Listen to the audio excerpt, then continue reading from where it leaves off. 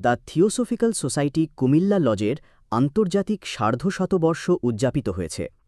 আমাদের কুমিল্লা প্রতিনিধি তাপসচন্দ্র সরকারের পাঠানো তথ্য ও ভিডিওচিত্রে বিস্তারিত ডেস্ক রিপোর্টে জানা যায়, আজ সোমবার ১৭ই নভেম্বর বিকেল ৪টে কুমিল্লা টাউন হল অবস্থিত কুমিল্লা লজ মিলনায়তনে এ দিবসটি পালিত হয়।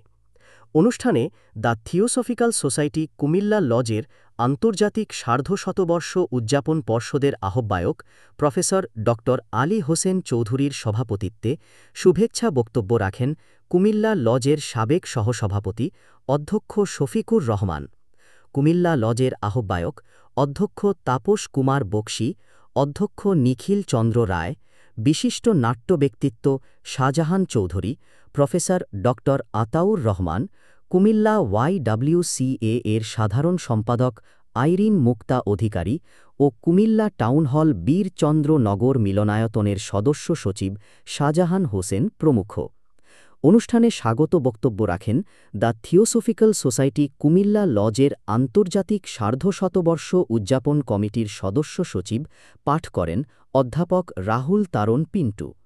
অনুষ্ঠানে গান পরিবেশন করেন বিশিষ্ট সঙ্গীতশিল্পী জাকারিয়া কাজী, রতন কুমার আচার্য, চুমকি সিংহ ও খিজির হায়াত খান এবং আবৃত্তি করেন রুবেল কুদ্দুস। সমগ্র অনুষ্ঠানটি সদস্য সচিব চন্দন দাস,